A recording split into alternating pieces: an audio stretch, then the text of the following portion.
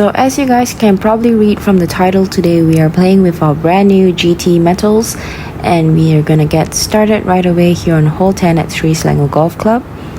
So before we get started, obviously they haven't come out with a hybrid line, so this is still my old hybrid, but this is the first hole of the day, and I feel like I should just let you guys watch this hole because something amazing is about to happen.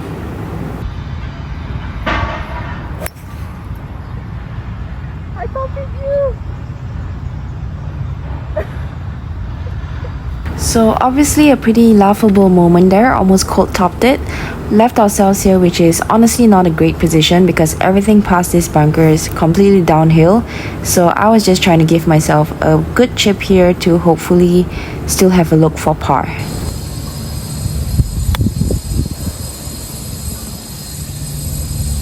Could be good.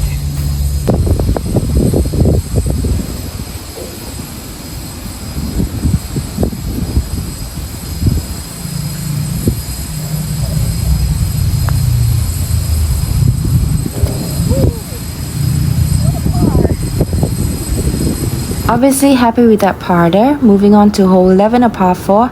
This is not usually a driver hole for me because I usually try to hit probably like a 3-wood to leave it short of those right bunkers, just so then it gives me the entire fairway width to be able to swing at it. But obviously with this driver I need to aim it left of the bunker, and everything does kick left, so it makes it a bit more narrow. But I have a new driver in the bag, like could I really resist not pulling it out after the second hole? So over here just trying to see what this feels like and try to get this on the fairway.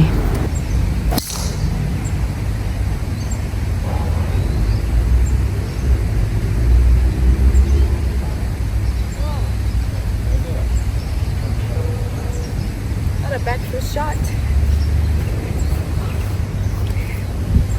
This is the new baby. Look how sick it looks.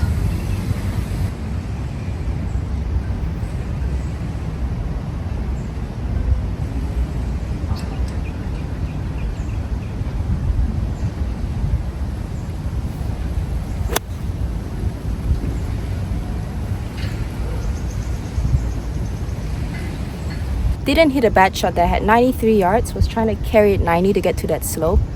But I just had a floater. My ball was floating on top of the grass and then it was into the wind. About a 5 yards difference makes a huge difference.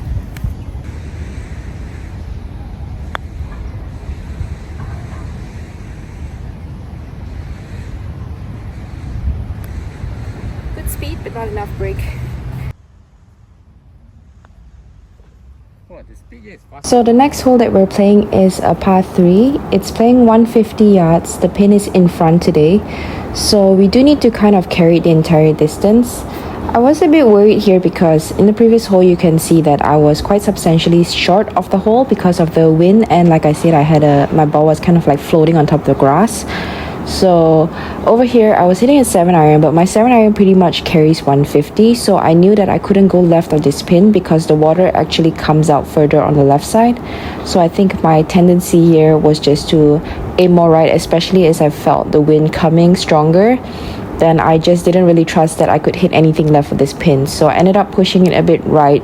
It's not the end all situation, like it was still pretty solid shot. I just hit it down the wrong direction, so I gave myself with this chip shot. It's not super difficult, but it's also not easy because of how much grass there is in front. Like I had to make sure that I carried that grass, but also from where I was, it was downhill for the slope on the green there. So it was a bit of a nippy shot where I definitely had to carry the grass in front of me, but I also had to kind of try to get a bit of spin just so that the ball would stop.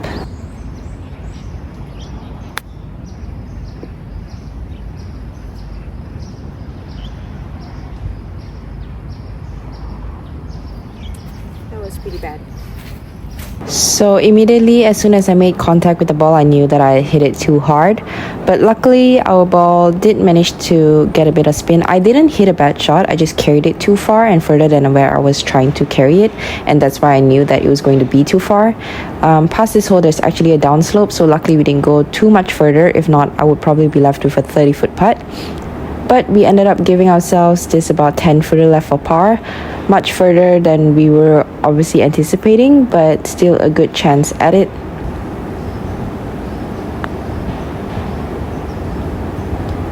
So successfully managed to save the par there and a very good par as well. So moving on to the next hole, which is a par 5. For this par 5, hitting the fairway is a huge bonus because that will give you an opportunity to go for the green. So there are a bunch of slopes on the fairway as well. So if you hit the fairway, chances are you'll have around 200 plus to go for this green. So that means over here, priority is hitting the fairway. It is a bit of a narrow fairway as well. There's water hazard on the left side. So my target is kind of towards that large building in the center.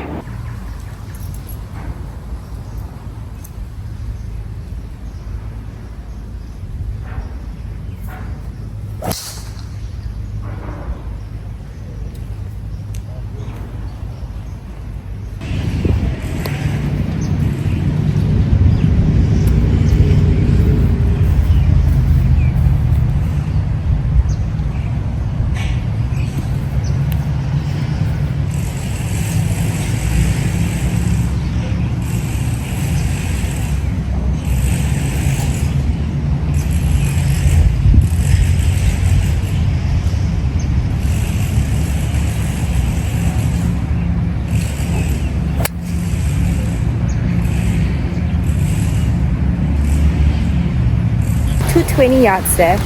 I had a good line that the ball was like sitting up, so it was like sitting well, but I had a bad lie in the sense that it was also like downhill, so like downhill but sitting up. So I kind of played for the miss, which I did miss it. So luckily I did play for the miss, but I think the distance is actually perfect because obviously like new clubs, I don't really know exactly how far I carry them yet, but it seems like that went what I needed it to go.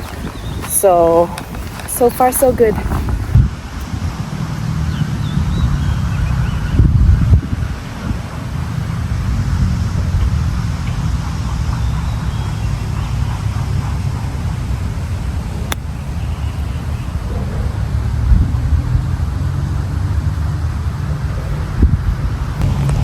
Honestly, you can see that the green here is all downhill, but I didn't like that this part here is like really wet. So if I landed it anywhere here, I feel like it might stop. So my landing area, if I had hit a low one, would only be like right there.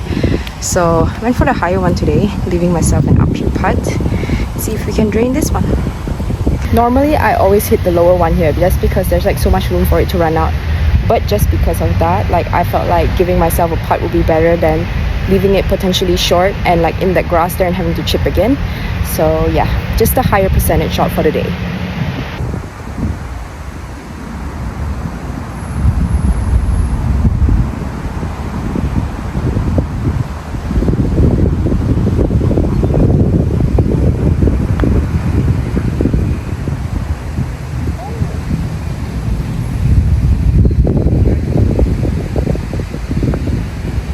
Next up, we have this par 3. It's the longest par 3 on the course. I believe it's playing 181 yards today because the pin is in front. So because of how strong the wind has been, like it's not usually ever windy in Malaysia, but it was definitely pretty windy today. So I decided to club up and play my 185 club shot, especially because it's like a front pin, so I assumed that I had space behind the pin. But I ended up carrying that a bit further than I was expecting to. So I ended up just rolling off the green, so not too bad here. Still had a choice between chipping and putting, but because of how severe the slope was, I decided to go with my wedge here just because it was what I felt comfortable with, and just taking more breaks so that the ball goes closer to the hole rather than further away from it.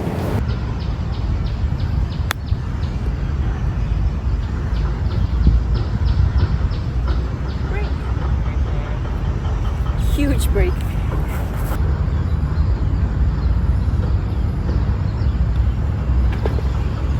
The following hole, we have a par 4 and another good opportunity to test my driver here.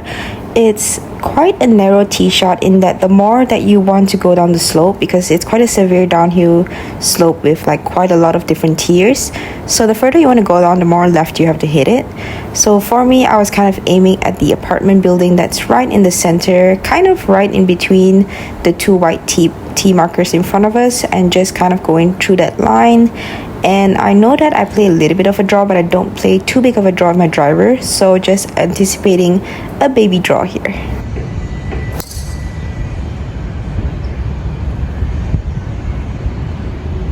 So our tee shot left us in a perfect position on the fairway. You can see that the ball is above my feet here. I have been working hard on my aim to make sure that I'm not aiming too far right. I said on the tee box that I don't play much of a draw with my driver, but I definitely play a draw with my irons. So I have a bit of a dilemma where I don't want to aim too far right, but then like over the shot I knew that I wasn't aiming far enough right, but was also trying to trust that I was aiming right enough. But clearly from the result I wasn't aiming right enough to counter the slope and my draw, so I ended up just hitting it a bit left, and because I was hitting a pitching wedge it also spun back quite a bit. So I was left with this chip shot. I mean, it's not the end of the world, but definitely should have been hitting the green with a pitching wedge there. So missed opportunity here, but I did end up hitting a really good chip here. Actually almost thought that I had it there because it looked like it was going to break, but it didn't break. But it's still a tap-in par on this par 4.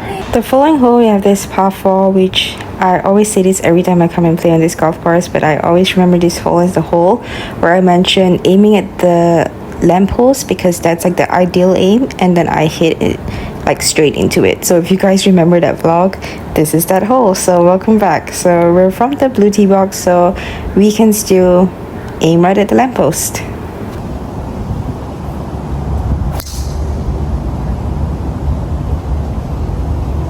So I left myself pretty much in prime position here at 145 yards. It was into the wind and to a back pin, so I decided to go with a 7-iron here. But this is the moment when I started thinking that I did go to see my coach recently, so I've been working a bit on my swing. And on this shot, for some reason, I felt like I wanted to do one of the things that I'm working on in my swing. And let's just say it didn't turn out very well.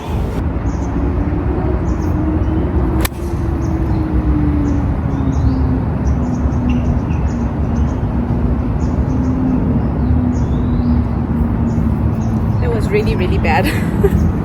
You know what it is, and I think I've also mentioned this before, it is a process, especially when you're working your swing. Sometimes you have to take the good and the bad, and it's not always going to be good, especially when you're first trying to implement swing changes. So that is when you need your short game to come into play, and also like it's a good way to practice different shots, you know, so you can always look at the bright side of things. So I did not hit a bad chip there, but I just carried it slightly too far because I wanted to carry it into the slope, but it just missed that slope, so landed on a downhill slope, leaving myself with a much longer putt than I would like, but this was still a putt for par.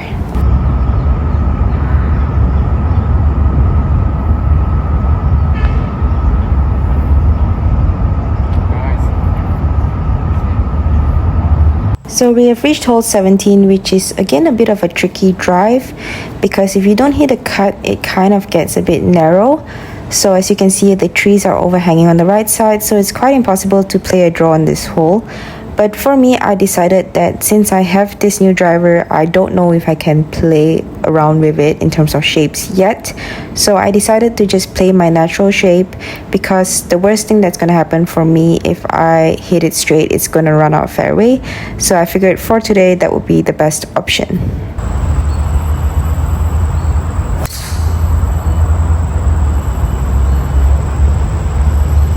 So I think what I mentioned on the tee box can be quite an interesting topic for debate.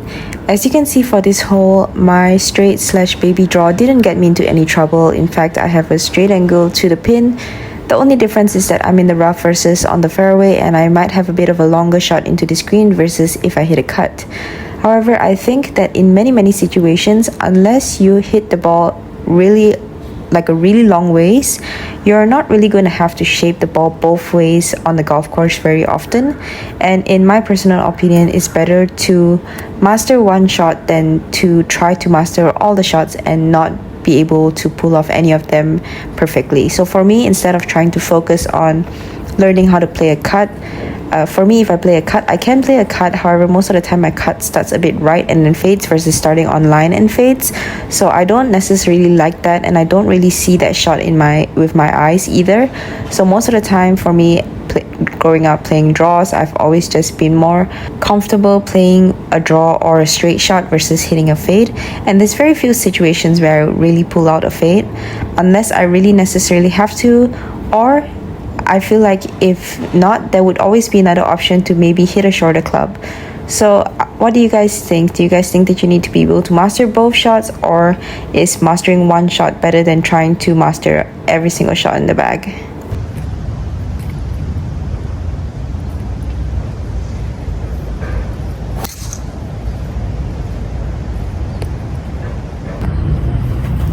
So I upgraded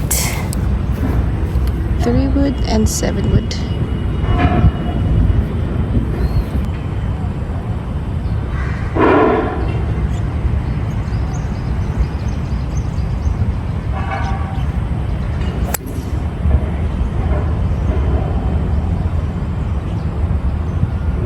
My woods, just like my driver, is basically just an upgraded version of my TSR, and I think that makes it easier and seamless to like transfer from one club to the other, because it already has been working obviously, so I just needed the upgraded version of them. And I think that's always the easiest way, unless there's something that you're not happy with your current clubs. But yeah, I do feel like they do have a very different feel of the face though, because of the new technology that they're using. So that's it for today's vlog, guys. We've reached the 9th hole, and I hope you guys enjoyed this cute little vlog where we just basically played around and I introduced you to some new clubs. So if you guys have any questions regarding the new woods or driver, please leave them down below, and I look forward to catching you guys in the next one. Don't forget to click the like button and subscribe to my channel so that you never miss an episode of Golfing with Jen.